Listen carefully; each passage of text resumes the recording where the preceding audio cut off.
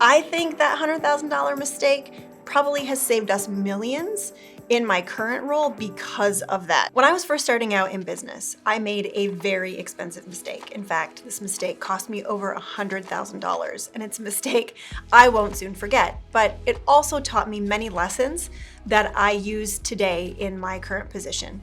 I'm Steph Tuss, CEO of Life Is Now. My very first business was as a holistic practitioner.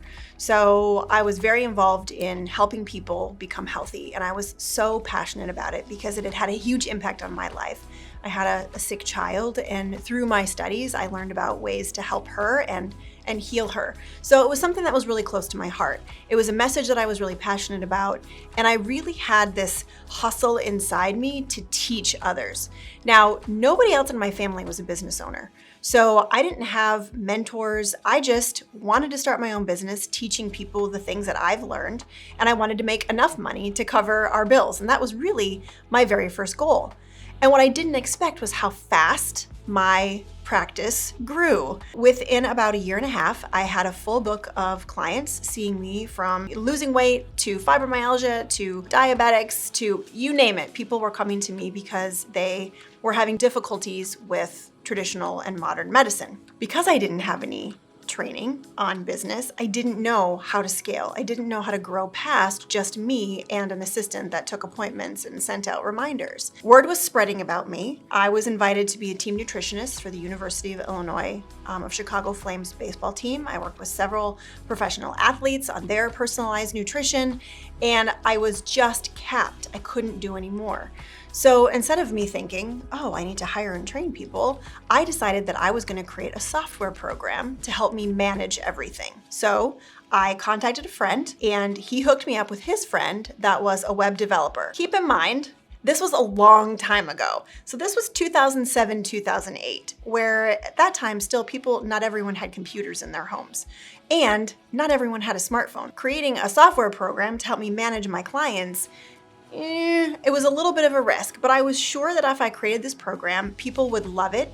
They'd be able to log in, they'd be able to log their food, I'd be able to give personalized advice based upon what they were logging in, and it would take time off of my plate because the software would be doing this. I also thought, if I could create this software, I could sell it to supplement companies. They could build their supplement protocol into the software for recommendations, and then they would market it for me to their database. I thought this was going to be a win. After all, I'd grown my business so quickly.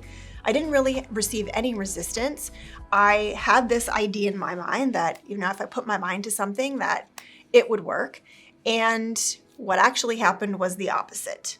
I worked with a developer to develop the software. He was a friend.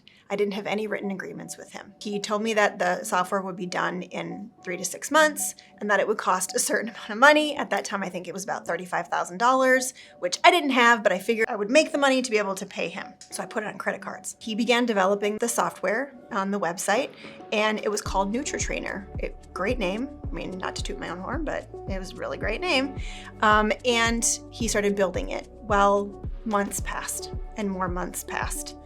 He kept saying things would come up and things would be more expensive. And by the end of it, it was a year and a half in. I didn't have a finished product, and I didn't have any agreements written or contracts written that I could go back and say, you owe me money.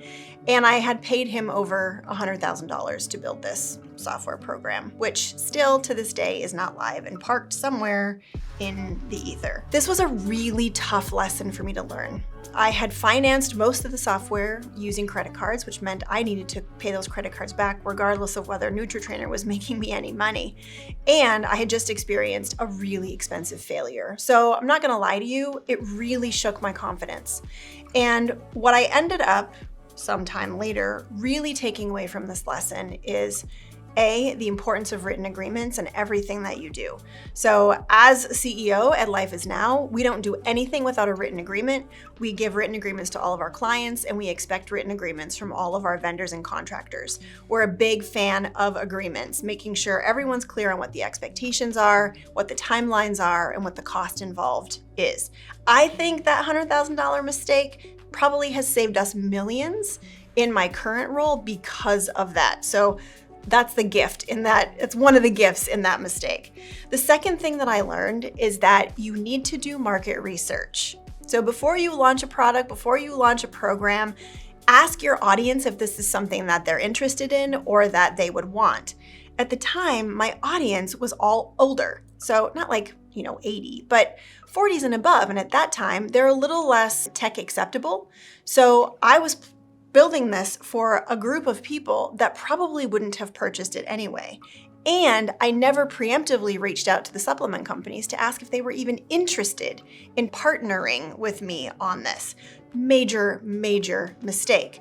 Lesson from that is, fast forward to my position now, we pre-sell everything that we create. So before any money, time, or energy goes into creating a program or a product, we reach out to our audience and we make the offer for them to purchase it.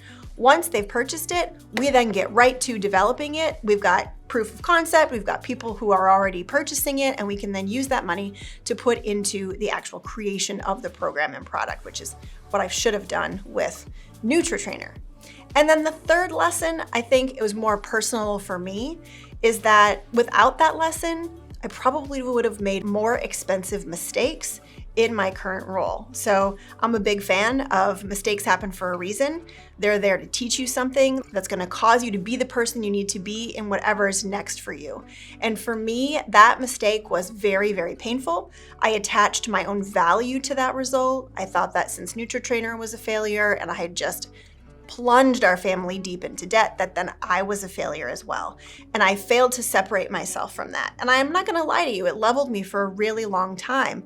Fast forward to now, I see that that mistake was actually crucial in me becoming who I am right now and me giving me the past experience that I need to run a multi-million-dollar company. So remember, learn from my mistakes. Make sure you have agreements for all your products, your programs, your services. Make sure you have agreements for all of your vendors. And test your market before you create anything. There's nothing wrong with pre-selling before anything's been even created. Thank you for watching, and we'll see you again soon.